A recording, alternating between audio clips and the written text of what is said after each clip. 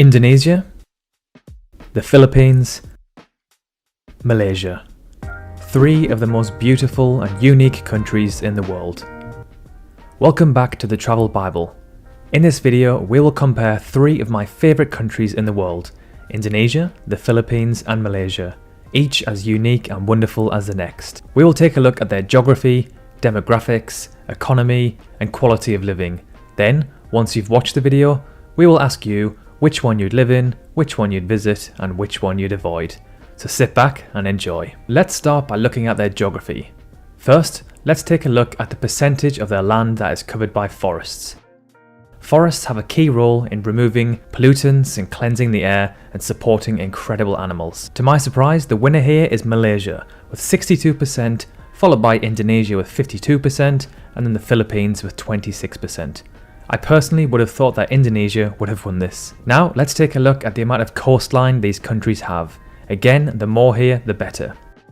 So Indonesia is the clear winner here with nearly 58,000 kilometers of coastline, followed by the Philippines with 36,000, and in third place Malaysia with a minuscule 4,600. So the winner here is Indonesia. And finally for geography, let's take a look at their total surface area. Again, the higher here, the better. So Indonesia has an incredible 1.9 million kilometers squared, making it the 15th biggest country in the world. Next, we have Malaysia with 330,000, and then just behind we have the Philippines with 300,000. Again, this was a huge surprise to me. I would have thought the Philippines was a much bigger country than Malaysia. Okay, cool. So now let's look at demographics. So first, we'll take a look at the life expectancy at birth for these 3 countries. This metric reflects the overall quality of life for a country. So Malaysia clearly wins this one with 75.4, putting it in the top 42% of countries in the world. Then we have Indonesia just behind at 73.2, putting it at the top 51% in the world. And then in third place we have the Philippines at 69.6, putting it in the top 59% countries of the world. For cigarettes smoked per capita, Indonesia is actually the 30th highest in the world. I wonder if this has a big impact on the average life expectancy. To put it in perspective, Malaysia sits at 107th in the world. Now let's take a look at the population of these countries. So Indonesia is a clear winner here with roughly 270 million people, making it the 4th most populated country in the world. Next, we have the Philippines with roughly 110 million, making it the 13th highest populated country in the world. And finally, Malaysia with a modest 33 million, putting it in 45th place, just behind Angola and just above Mozambique. And finally, let's take a look at the population density of these 3 countries. The lower here, the better. Population density shows how cramped or spread out inhabitants are. Cities or countries with high population densities can be considered overpopulated, which can be a problem if the infrastructure is undeveloped. So Malaysia takes the win here with 99 people per kilometer squared, then Indonesia with 141, and then the Philippines with 360. So let's move on to the economy. First, we'll look at the unemployment rate of these 3 countries. Low employment rate indicates better career opportunities and economic growth. So Malaysia takes the clear win here with 3.4%.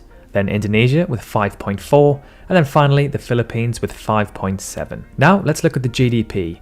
The GDP per capita is calculated by dividing the total GDP by the number of people living in the country. A higher GDP per capita indicates a superior standard of living. There is an absolute clear winner here, Malaysia at $32,500, followed by Indonesia with $14,000, and then in third place the Philippines with $9,500.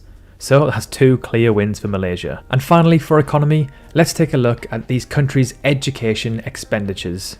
The higher here, the better, as the more you invest into education, the more skilled workers you are likely to produce. So again, Malaysia takes the clear win here, with 4.7% of their GDP being spent on education.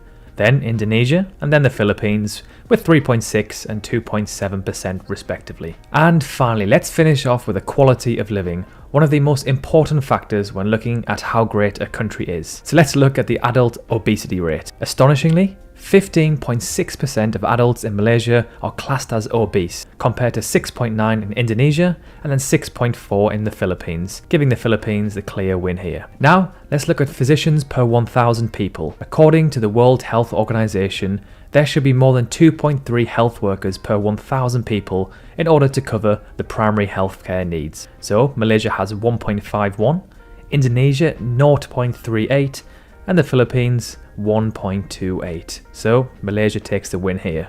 And let's now end the video by looking at the percentage of people below the poverty line. Of course, the lower here, the better. There is an absolute clear winner here again. So Malaysia with 3.8%, followed by Indonesia with 11%, and then finally the Philippines with 21.6%. So now it's your turn.